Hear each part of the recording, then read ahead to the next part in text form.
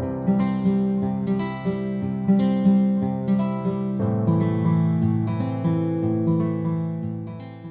used to joke that Nashville is where relationships go to put on sequins and test their brakes. I'm not from there, I'm a Raleigh guy, but between bachelor parties, bachelorette girls' trips, and enough neon to light a small moon, it's the kind of place where people try on versions of themselves and decide which one makes it to Monday.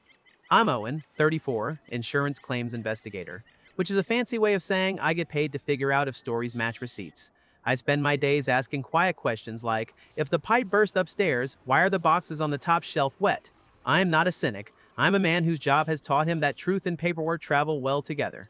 My fiancée was Maya, 31, social media strategist for a bridal boutique that thinks capsule wardrobe should include 3 white dresses. She came with a laugh that made strangers turn and the kind of planning brain that makes a Google Doc feel like a promise. We met in a line at a food truck rodeo, both of us complaining about how long it takes to make fries crispy. She asked what I did. I said, I find facts. She said, I make vibes. It felt like a good pairing. Brakes and gas. She said yes in December under an ugly sweater that looked good on her anyway. I overpaid for the ring because I wanted it to look at her the way I did. We set a September date in Durham, rented a brick-walled venue with string lights and ghosts, and set up a Zola for the kind of gifts you don't know you need until an algorithm says you do. She named our theme Clean Lines, Warm Light. I promised myself I wouldn't let my day job follow me into the parts of life that are supposed to be about faith. In May, she told me she had a girls' trip to Nashville for her college roommate's bachelorette. 3 days, she said, pinching my cheek with 2 fingers like she was saving the rest of me for later. Honky tonk, hot chicken, hydrating face masks. I'll be back Sunday and we'll do the tasting Monday. Don't call unless Daisy eats socks again. Nashville, I said, trying to sound like a man who hears that sentence all the time and not like a man whose brain immediately Googled hotel fire codes. Have fun. The week before the trip, we went to the county clerk's office to grab the information packet for our marriage license. Our county requires an in-person application and 2 IDs, and Maya wanted to make content out of the stamps like it was a passport. The clerk was friendly, told us to come back 30 days out, and mentioned you can look up any license in the state because the people's records are the people's. Maya took a boomerang of our hands, holding the pamphlet, posted paperwork but make it romantic, and kissed me in the hallway under a fluorescent light that didn't deserve the job it was doing. The morning she left for Nashville, she wore a hat that said Nash Bash in glitter and a white denim jacket with Bride across the back like a sports jersey. She took the suitcase we bought for Italy and a tote full of sashes and a disposable camera for retro vibes. She kissed me once, then again, then on the nose. Don't miss me too hard, she said. We're doing a pedal tavern. If I call you screaming, it's because a stranger sang friends in low places at my head from 6 inches away. She texted me photos all morning because that was our rhythm. Her boarding pass, a plain wing and a cloud. A Bloody Mary with a plastic sword through 2 olives. She landed at noon. Ladies assembled, she wrote. Send prayers. At lunch, I had 15 minutes between a roof claim and a broken windshield. I pulled up the county clerk's website because I wanted to double-check our own paperwork timeline. It's a dumb thing to admit, but the truth is unromantic. I like to know which window to stand in and which form needs a blue pen. The county's marriage license search is one of those sites that looks like it was designed in 2004 and never updated. Gray boxes, a search bar, and a drop-down for county.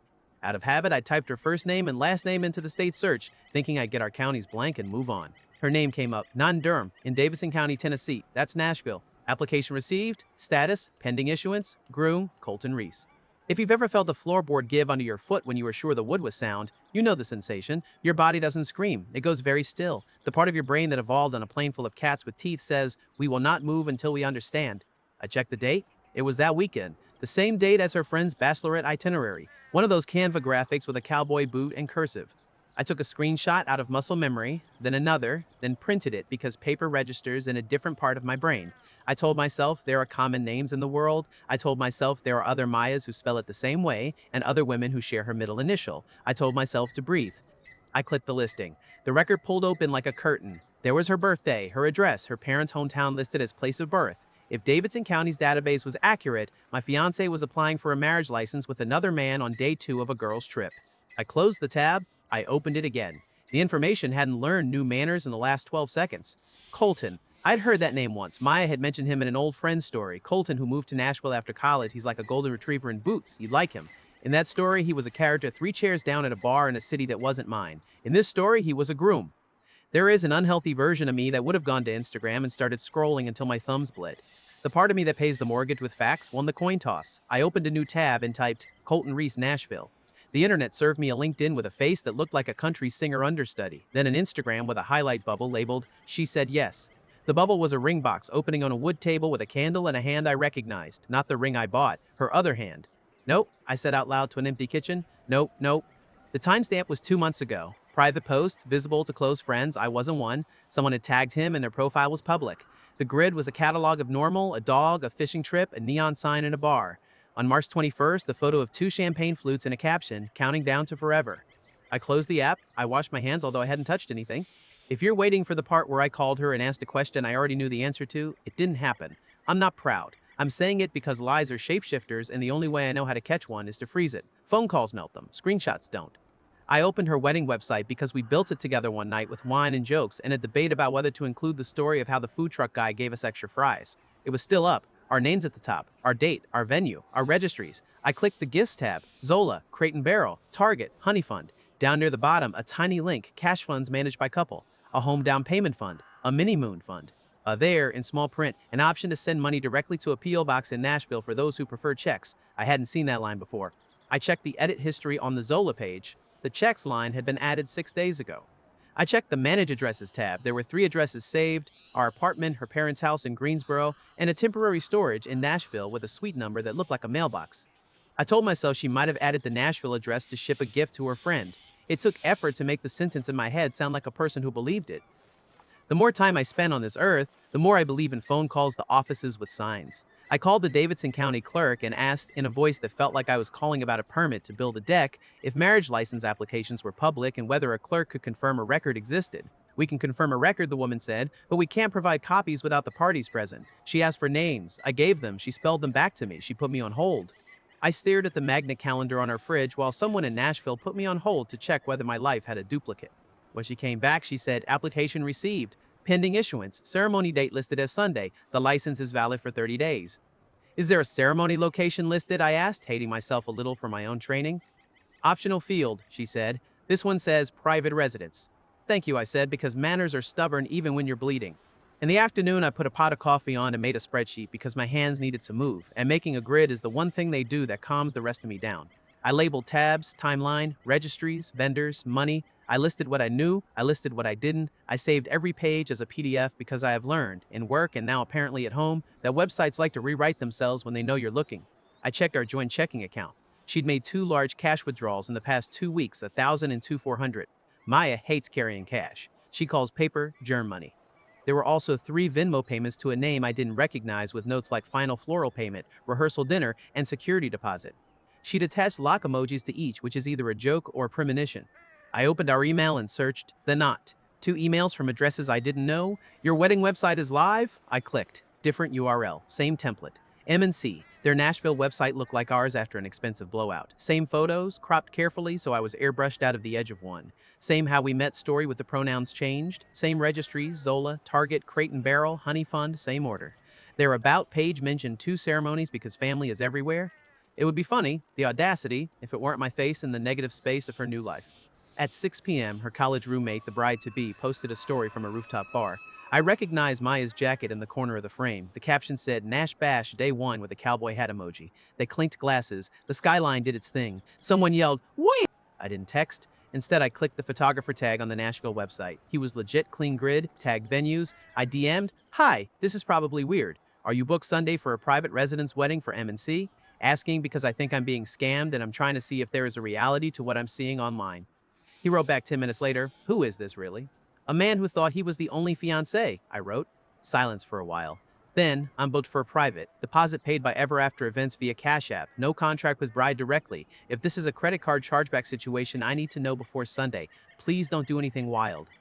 Wild is the last item on my list, I wrote, copied the deposit amounts from our bank statement, and asked if that matched his ledger. It did. I found the officiant tag. She had a calm smile and a bio that used the words inclusive and secular and custom vows. I emailed her info address with the subject line, potential fraud, urgent, sensitive. She called me an hour later and asked 3 improbable questions that told me she had done this before. Are you safe? Are you alone? Do you want me to cancel? I want you to know, I said, and I want a record that I told you. I'm not asking you to blow up someone's day. I'm asking you not to help set fire to mine. She sighed, the kind of sigh that sounds like a file cabinet opening. I'll call the registrar in the morning and flag the application, she said. If there are two on file for the same party in different counties, they sometimes pause issuance until identities are confirmed. I can also let you know the rehearsal time if you want to serve anything. But please don't do this alone. I have seen what happens when a man who's been lied to decides the only way to get his dignity back is through volume. Get a witness. Or three. Thank you, I said. It felt like the first adult sentence I'd spoken all day. That night, I slept badly and had a dream where I was trying to put a fitted sheet on a king-size bed with corners that changed size while my arms stayed the same. I woke up at 3,000 a.m. and watched the ceiling for an hour and then got up and made a list titled Things I Can Control. It was short, it was better than nothing. Saturday morning, Maya sent me a picture of her and three women in matching boots standing in front of a mural of wings. I picked the wholesome kind, she captioned. No shots today. Be proud. The rings on her fingers were the ones I knew. I stared too long trying to see if there was a shadow of another ring on her skin. I called my best friend Daniel, the one person in my life who says, "Do you want comfort or solutions?" before he gives me either. I told him the outline, not all the details. He said, "I'm coming over," grabbed coffee and sat at my table like it was a war room. He is a paramedic. He's good at triage. Is she safe? He asked. Are you? For now, I said. Okay, he said. Then we build the boring thing. We made a timeline like we do in my job when a claim smells like cologne and gasoline. Nashville flight, clerk record, photographer deposit, a fishing call, our own venue booking, checks to P.O. box. We printed it and stuck it to the fridge with a magnet shaped like a tomato because absurdity deserves company. I called my mom because I didn't want her to find out from a cousin on Facebook that my life had become an after-school special. She listened like a nurse, asking 3 questions in order. Are you eating? Are you sleeping at all? Do you want me to come sit in your house and keep you from making a television show out of this? I said yes to the first, no to the second, and no to the third, with a caveat: if tomorrow goes sideways, I might call you from a parking lot and ask you to tell me a story about when I was 5 and wouldn't stop asking questions. You're good at making me not like the idea of handcuffs. She laughed and then made a noise that wasn't a laugh. I had not heard my mother cry in years. People do wild things when they're scared, she said. You do the kind thing, which is tell the truth with witnesses. At noon, the officiant emailed me the rehearsal time and location listed for M&C, a rented farmhouse 20 minutes outside of Nashville, 5 p.m., Sunset Vows practice. She CC'd a detective in the local precinct whose signature line read, Financial Crimes, Consumer Affairs. She'd seen this show before. I wasn't going to Nashville. I had no interest in becoming a YouTube video titled Groom Crashes Rehearsal and Loses Mind. But I could put pressure on the pipes. I could write to the platforms. I could send copies of the clerk record to Zola and Target and Crate and Barrel and Honey Fun with the subject line, Fraud, Dual Engagement, Immediate Freeze Requested. I could DM the band listed on the site and the caterer and the tent rental, attach bank receipts for the deposits that left our account, and say, if you've been paid by a third party using funds acquired by deception, please consider pausing services pending verification. I did all of that. Some sent templated replies, some sent a single line. Oh, Zola froze the cash fund pending verification. Target flagged the registry shipping address as suspicious and paused deliveries to the Nashville mailbox. The band's manager called me and said, "We play for a lot of dumb love. We don't play for crime. Consider us out." At 3, I got a text from a number I didn't recognize. "Hey, this is Allie Bridesmaid. Maya is freaking out. Did you call vendors? What are you doing?" I stared at the screen for a long second before I realized she must have remembered my number from a group chat where I'd been added as Owen Beer Truck. "I'm confirming reality," I wrote back. "I'm not showing up in a field. I'm not making a scene. I'm keeping people from becoming victims if I can help it." "Victim," she wrote, then a long stream of dots, then, "She's in love." "With who?" I typed, and felt something inside me harden to a point. No response. At 4, the county clerk emailed, "We have flagged the application for review. Thank you for your concern. Government kindness?" from a stranger on a Saturday. I didn't know whether to laugh or cry. At 5, Daniel sat on my couch and watched a baseball game with the sound off while I watched my phone. The officiant sent a final note. She arrived. The detective is present. If you want to be updated after, I can email tonight. I wrote back, "Please do. Be safe." At 5,012, my phone pinged. Not from the officiant, from Maya. "Can we talk?" she texted. "I need you to understand." I stared so long at the 3 dots that my eyes watered. Then I wrote, "Yes, but understand this. I know about the license. I know about the website. I know about the registries in the mailbox. I've contacted the clerk and the vendors. I'm not yelling. I'm documenting. If you want me to understand, start with this sentence. I have been engaged to 2 men." The dots appeared, disappeared, appeared again. No reply came. 10 minutes later, another text, "I'm so sorry," followed by a photo of her hand with the ring I didn't buy, turned inward so the stone didn't show. The background looked like a rustic porch. Sunset. It should have been a beautiful picture in another life. I put the phone face down on the table. I didn't throw it. I didn't scream. I breathed into my own hands until my pulse stopped trying to punch a hole through my neck. At 7 p.m., the officiant emailed, "She was detained for questioning on suspicion of fraud related to charitable solicitations and registry misuse. No cuffs, no spectacle. Vendors notified. Clerk has paused issuance pending investigation. You did the right thing not to come. I closed the laptop gently like it might bruise. If this were a movie, this is where the music would swell and I'd look out a window and a neon sign would flicker someplace far away and my face would do something noble. In real life, I took Daisy out to pee, looked at a sky that did not care, and reheated pasta. Daniel did the thing best friends do and stayed on the couch until midnight, falling asleep with a throw pillow over his face like a child. I sat up and watched the ceiling again and thought about vows and paperwork and how sometimes the only way to avoid becoming a villain in someone else's story is to stop auditioning for the part. Tomorrow, I'd start the part of this that is boring and necessary. Formal statements, refund requests, a conversation with my venue, a quiet text to my family that said, it's off, we're okay, and a call to a therapist who looks like beige on purpose. Tonight, I did the bravest thing I've learned to do in 34 years, nothing. I let the facts hold me up. I let the room be quiet without asking it to lie to me. I let sleep come when it wanted, not as a reward, but as a witness. If you're still with me, if you've ever found your name twice in a place, there should be only one. You know the particular gravity of a weekend like this. It pulls on all the wrong parts of you. It asks you to be louder than the truth. I'm not interested in volume. I'm interested in outcomes. Tomorrow, I'd go get them. The email from the officiant sat open like a door I didn't want to walk through twice. I forwarded it to the folder, closed the laptop, and slept 5 hours that felt like a courtroom recess. When I woke up, Sunday had that bright, mean sunlight that makes even bad news look well lit. Detective Avery from Nashville called at 9. Calm voice, questions in a steady order. Did I submit the registry links? Did I have copies of the dual websites? Would I send the clerk screenshot and my bank statement showing the cash pools and deposits to vendors? I said yes to everything.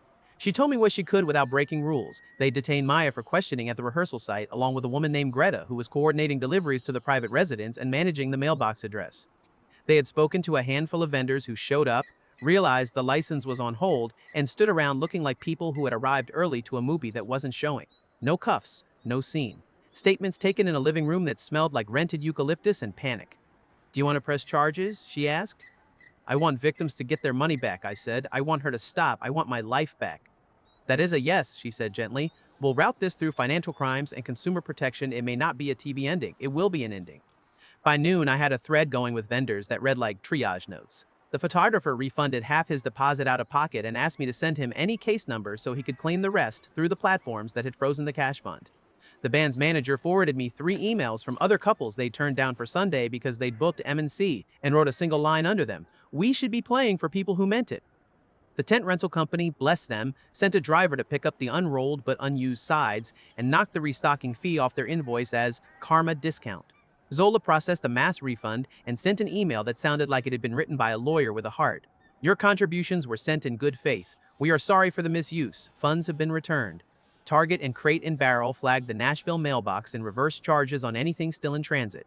Honey Fund put a hard lock on both pages. My inbox became a waiting room. People came and went. I stayed. At 2, Colton texted me from a Tennessee number I didn't recognize with a message that started with my name and ended with, "Can I call?" I stared at it long enough to taste metal. Then I typed yes.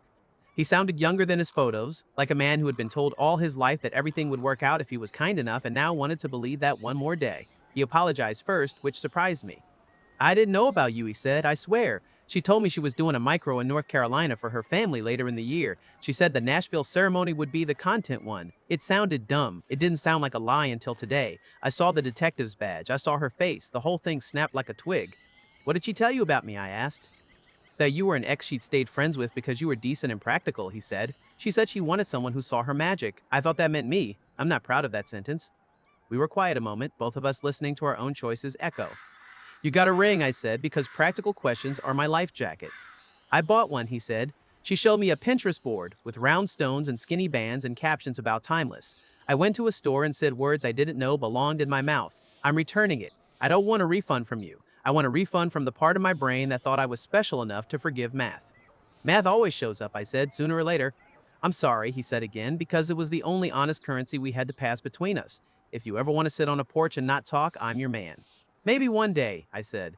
Right now, I'm a list with legs. After the call, I wrote a statement for our own venue. I told them the wedding was off and why without turning it into a show. I asked for whatever partial refund they could muster and offered to work their cancellation list to fill the date because I know what a Saturday is worth to a building with a mortgage. They sent me a 2-line reply. I'll remember longer than any refund. We're sorry. Bring your mom by for cake tasting leftovers if you want them. Grief eats sugar. Maya's first call came at 4. The number was Nashville. The background sounded like a lobby. I let it ring twice. Then I answered. I need you to listen, she said, and the voice was the one she uses when she's about to pitch something that requires you to ignore 3 facts and accept 1 feeling. No, I said, I need you to answer. I didn't set out to hurt you, she started. That's not an answer, I said, and surprised myself with how quiet I sounded. Say this, I was engaged to 2 men. Silence. For a long beat, I could hear the HVAC in whatever building she was in. I was engaged to 2 men, she said. Say this, I said. I set up 2 registries. I booked 2 sets of vendors. I took money from 2 groups of people and promised the same day to both. I set up 2 registries, she said. The rest came out smaller. I promised the same day to both. Say this, I said. I thought I could get away with it because Nashville is loud and the internet is helpful and I am good at telling stories. She didn't repeat that one. She said, I thought I could manage it. Your management style is theft, I said. Make it neat. You did it for the discounts, the cashbacks, the free nights, the content, the applause. Pick your favorite word. They're all the same temperature. There were reasons, she said. I felt alone. I felt like I had to earn the life I wanted. I kept thinking if I could just get enough set up, I could stop juggling. I was going to tell you, I was going to cancel Nashville after The Bachelorette and send everyone home with a story about bad weather. It got away from me. It was never with you, I said. She cried then. Not pretty, not performative. It sounded like a leak. I'll pay people back, she said. Tell them that. I'll do whatever the police ask. I'll say I'm sorry until it might as well be my name. Please don't ruin my job. You work at a bridal boutique, I said. Your job is already a bonfire. I didn't light it. I'm handing out water. Do you want the ring back? She said suddenly, like we changed sports. Which one? I said, and the silence after made me hate that I could still be cruel when I was this tired. She exhaled a sound that tried to be a laugh and failed. Yours, she said. I'll mail it, or I'll bring it, or I'll leave it with your mom. Mail it to Daniel, I said. He'll sign for it. He likes paperwork. Are you done with me? She asked. Like done. I'm done being your alibi, I said. The rest is what courts and calendars are for.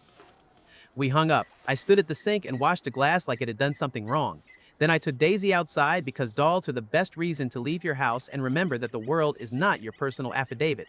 Monday was letters. Letters to platforms with case numbers. Letters to vendors with logs and dates. Letters to my family that began with, I'm safe, and ended with, I still want you at my table even if the table that brought us together is gone. I called my grandmother and told her the truth without handing her worries she couldn't set down. She said, I married your grandfather in a courtroom because the church burned down the week before. I still remember the dress I didn't wear. It turns out it's not the fabric that keeps you warm, it's the person.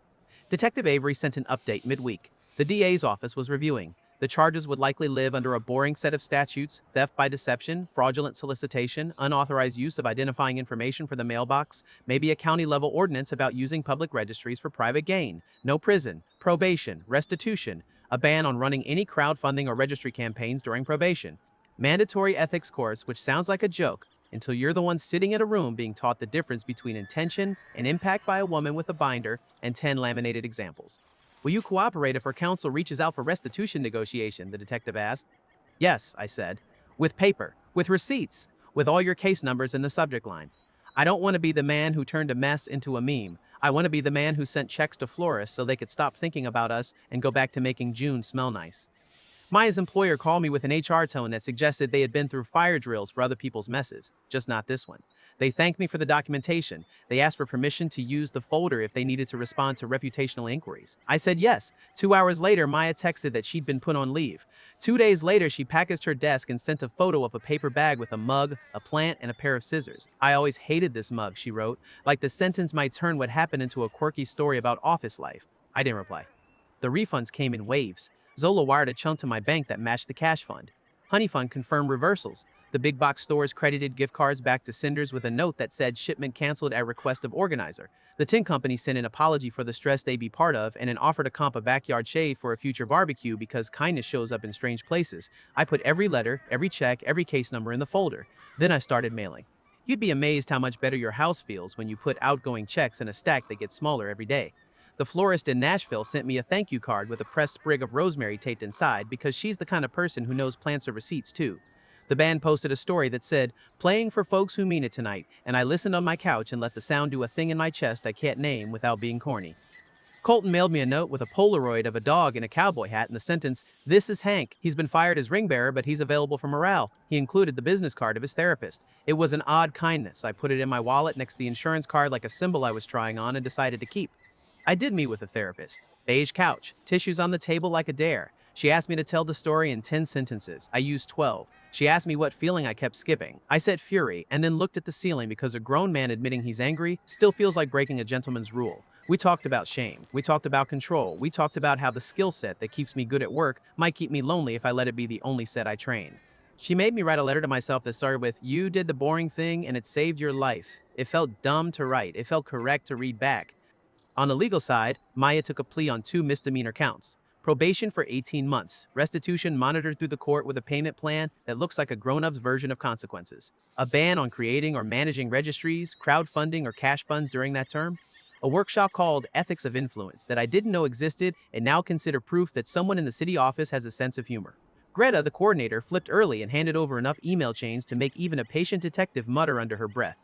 If you're curious, no, they didn't call it a registry pyramid. The words the law uses are uglier and duller, which is fine by me. Dull words still cash. Our venue sold our date to another couple on the waitlist. The owner hugged me when I stopped by to sign the cancellation and handed me 2 boxes of cake slices wrapped like treasure. I brought one to my mom and one to Daniel. We ate them with coffee at 2 in the afternoon like we were high schoolers hiding in a band room. Maya mailed my ring back to Daniel. He brought it over wrapped in a dish towel like it could shatter if you looked at it wrong. I put it in the safe, not because I wanted to keep it like a relic, but because I needed it to not be on a counter where I'd have to look at it when I reached for the salt. Colton returned his and sent me the receipt as if to prove something to a judge in both our heads. He and I have not sat on a porch yet. I suspect one day we will, and it will be a quiet I don't have to earn.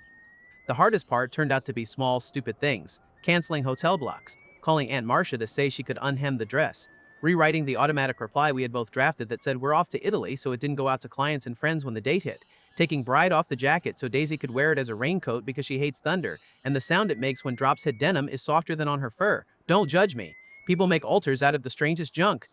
If you're waiting for the part where I forgive her, I don't have a sentence for you that will satisfy every version of that word. I don't wish her harm. I don't wake up hoping she's miserable. I wake up grateful I didn't become the loudest man in a room full of lies.